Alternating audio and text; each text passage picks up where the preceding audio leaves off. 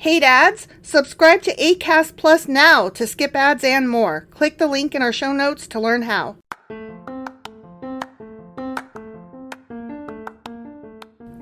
Welcome to Sacrilegious Discourse. I'm husband. And I'm wife. Together, we're reading the Bible for the very first time.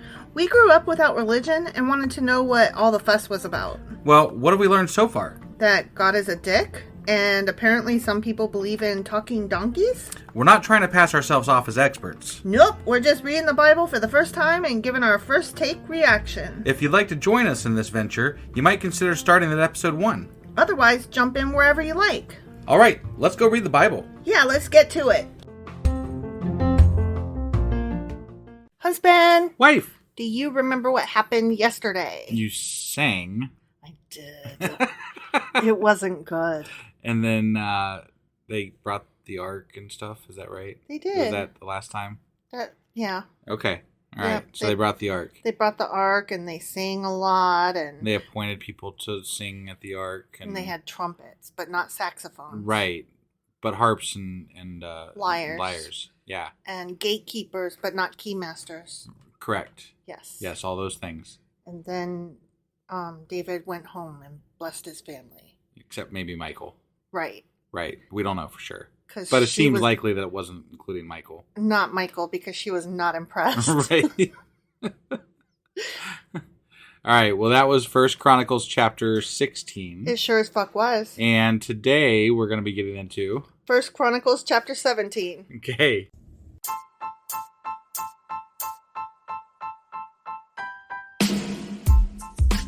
Hey, wife. Yes, husband. Did you know that we are now on Patreon? Yes, because you told me, but also, no, tell me more. So we're on Patreon now. Are we? We are, and our supporters can go there and support us, and we have multiple levels all the way up to You Killed God. That sounds really drastic and escalated quickly-ish. Well, no, there's multiple levels before there, so it escalates on a sliding scale of, cheap to not cheap. Oh. But, we can definitely use any amount, so, any support is always appreciated. So what exactly is Patreon? It's a place where you can show your support for our podcast. And just our podcast? Any podcast or any performer. But, we're the ones that, you're listening to right now. So maybe you should, support us. That'd be awesome. That would be awesome. But we love you anyway. So all you got to do is go to Patreon, look up Sacrilegious Discourse. It's actually patreon.com/sacrilegious discourse is our actual main page there. So head on over and send us some love. Yeah. Okay, 1 Chronicles chapter 17. Okay. Ready? I'm ready, but I do want to say, the reason we were laughing right at the end of the intro is because our cat decided to just start jumping on the table right as we're getting into the goddamn podcast. And it's noisy. Right. And we're like, goddamn, seriously? And so it was like, squeak, squeak, squeak. Thanks, cat. Oh, yeah. And once again, the cat has to join the show. Well, yeah. Yeah. All eyes on me. I just want to let everybody in on the little laugh at the end. That's all. Right. Yeah. Okay. So when David was settled in his palace, after he did all his dancing and whatnot. Yeah. He summoned Nathan the prophet. Look, David said, I am living in a fucking beautiful cedar palace. Yeah. But the Ark of the Lord's Covenant is out there in a fucking tent. Yeah, man. Nathan replied to David, do whatever you have in mind for, God is with you, I guess. God is with you. But he's not the one that built the temple, right? But that same night, God said to Nathan, excuse you, go and tell my servant David, this is what the Lord has fucking declared. I was going to say it was Solomon, right? Yeah. Yeah. You are not the one to build a house for me to live in. I have never lived in a house, asshole, from the day I brought the Israelites out of Egypt until this very day. Hello, David. But he's still going to have somebody at some point build him a fucking temple. But he's like, but it's not you. Right. My home has Wouldn't you be slighted a little bit if you were David? Like, dude, what do you mean somebody's going to build it but not me? He's like, what if I want to build you the fucking temple, asshole? Well, I'm God and I'm saying no. My home has always been a tent, moving from one place to another in a tabernacle. Yet, no matter where I've gone with the Israelites, I have never once complained to Israel's leaders, the shepherds of my people. I mean, hello, right? I have never asked them, why haven't you built me a beautiful cedar house? No, go and say to servant David, this is what the Lord of heaven's armies has declared. I took you from tending sheep in the pasture and selected you to be the leader of my fucking people, Israel. I have been with you wherever you have gone, and I have destroyed all your enemies before your eyes. I mean, not all of them, but and before your eyes. David kind of did most of it, really. But there's still some enemies out there, and there's definitely enemies left out there. Yeah. Now, continued God to Nathan, I will make. Sorry, I lost my place there for a second. I will make your name as famous as anyone who has ever lived on the fucking earth. He's pretty big on hyperbole, isn't he? Mm-hmm. Like, he's just that's why I add F-bombs, because that's the way he talks, Right, yeah. And I will provide a homeland for my people Israel, planting them in a secure place where they will never be disturbed. You mean except for that exile that happens with the Babylonians? So when you say never, you mean sometimes. Yeah. Evil nations won't oppress them as they've done in the past. Except for the Babylonians. Except for when they do. Yeah. Starting from the time I appointed judges to rule my people Israel, and I will defeat all your fucking enemies. How about that? Yeah, except I don't. For he doesn't. Right. Furthermore, I declare that the Lord will build a house for you, a dynasty of kings. Okay. For when you die and join your ancestors, I will raise up one of your descendants, one of your sons, and I will make his kingdom strong. Okay? I guess, but that's kind of when all the shit starts going haywire. And he is the one who will build a house, a temple for me, stupid face. Yeah. And I will secure his throne forever. Not you, okay? This other guy.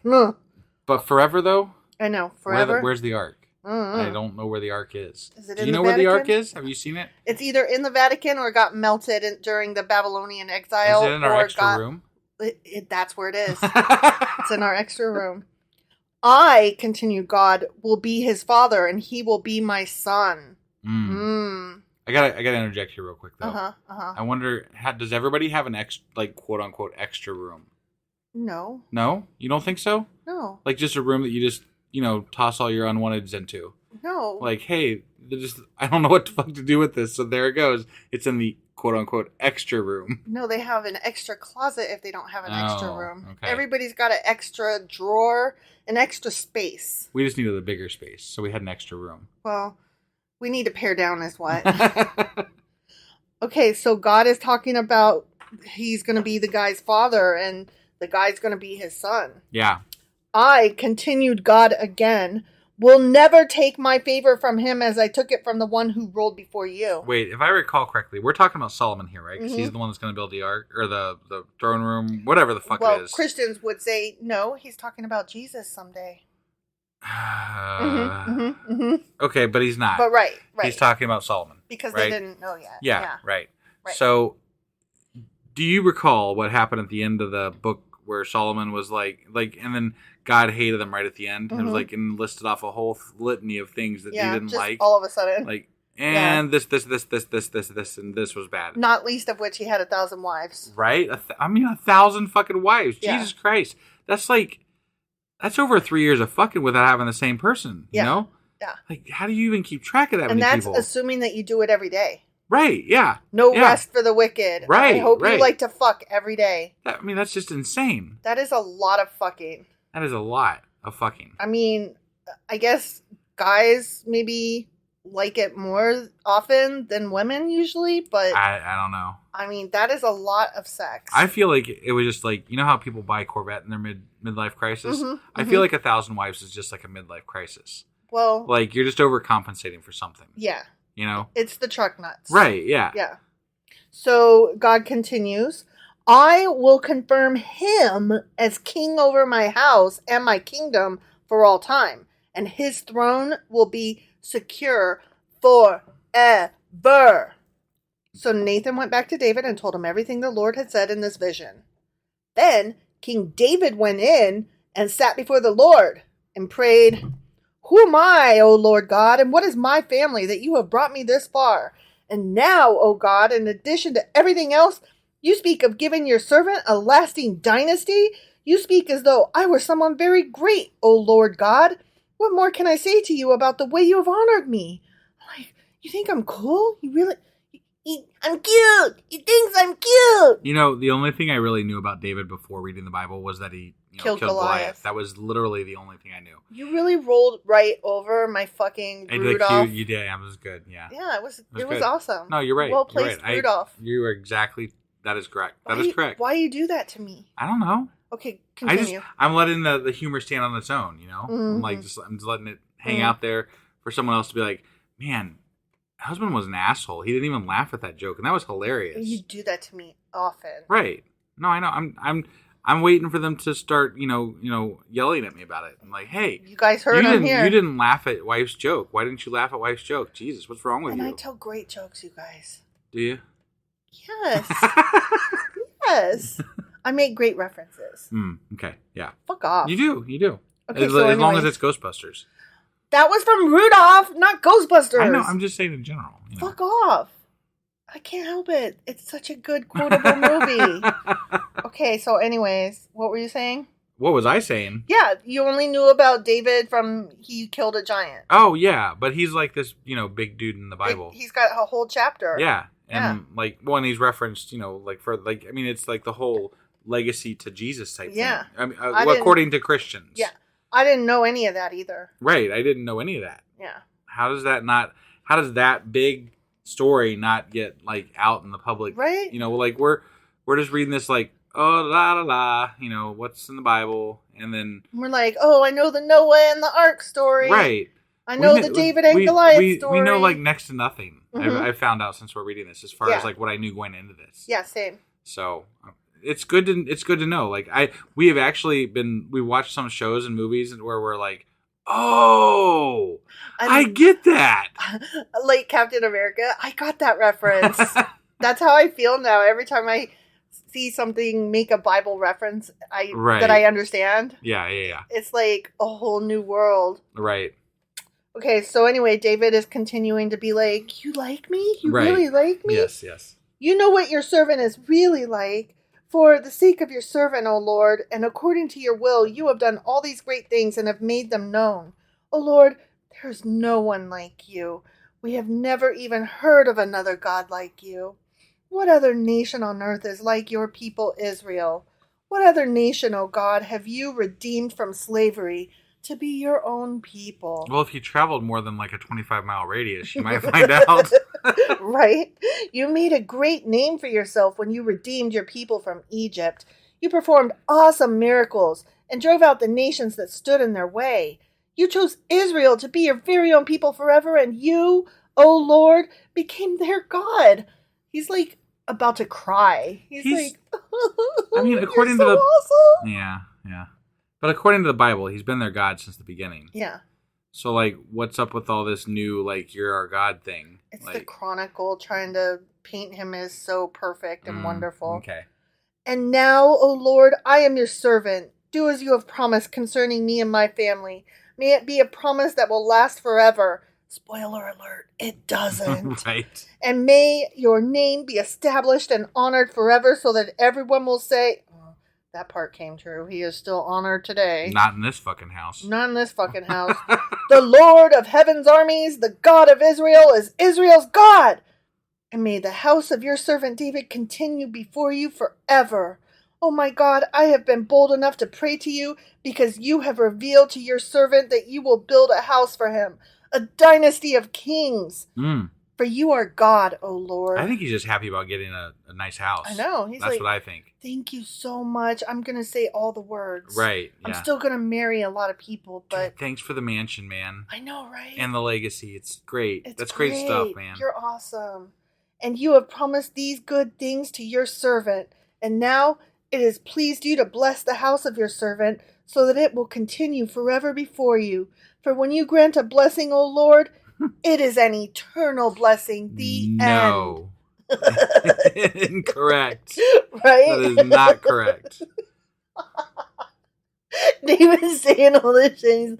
I just love how God and David keep being like forever, eternally, always, it's like a never ending. Letter. I know, but it's God, like guys. all of these like get a room. Well, yes, but the words that I was saying specifically were all very. It does come to an end. It's not forever. Right. It's not eternal. Yeah. No, definitely. Like it's all caveated with what like when something goes wrong, they're like, well, he didn't really mean that way. He meant that they had to love him the most to keep it up.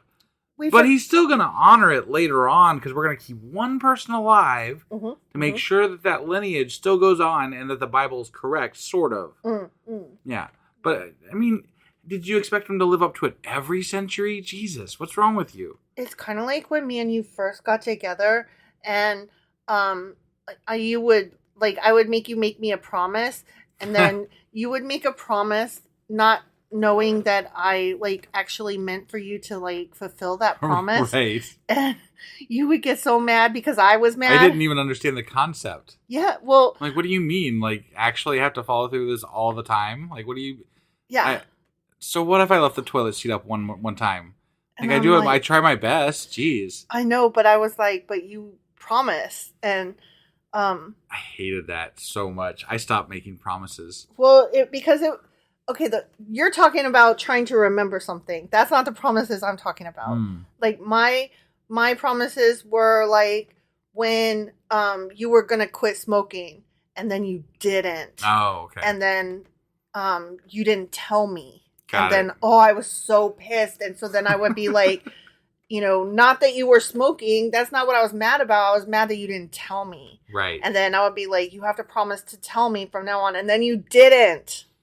And then, so I was but you promised. And then you were but I don't, what do you mean? I have to tell you every time? I'm that's exactly what the word fucking promise means. And you're that's impossible. I've never even heard somebody live to those rules like that. And I'm it's the literal definition of promise. And so, yeah. But it's just that you made me promise a lot of things. No. I made you promise to be honest with me and to always tell me. Mm-hmm. Yeah. But that's the biggest one. Right. And now you do. We tell each other everything. Yeah. No, you trained me well. I did. I trained you well. It's true. And you made me stop being so needy. And between the two of us, we trained each other well. That's right. Go us. Yay! Yay! And we only hate each other a little bit. Just a little bit. I don't want that made me laugh. I don't hate you, babe. I don't hate you either. All right. On that note, that was First Chronicles chapter 17. It sure as fuck was. And we will be back tomorrow with First Chronicles chapter 18. We'll see you guys then. Yep. Bye.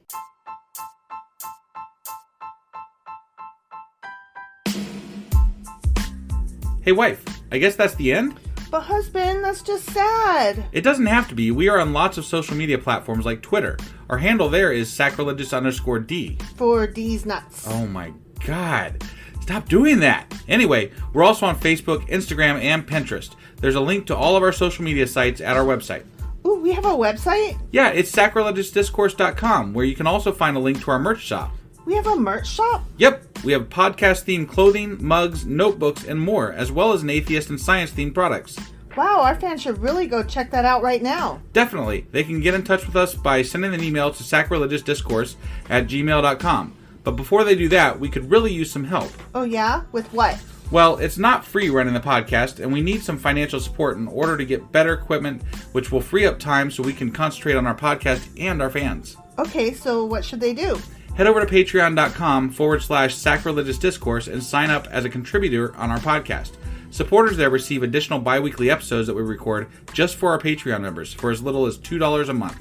Also, we'd really appreciate it if you would like and subscribe on whatever platform you're using. And Apple Podcast reviews help us out tremendously. Like and subscribe. Leave an Apple review. Join us on Twitter. Support us on Patreon. That's a lot of instructions. Don't forget to say thanks. Thanks. Okay, bye.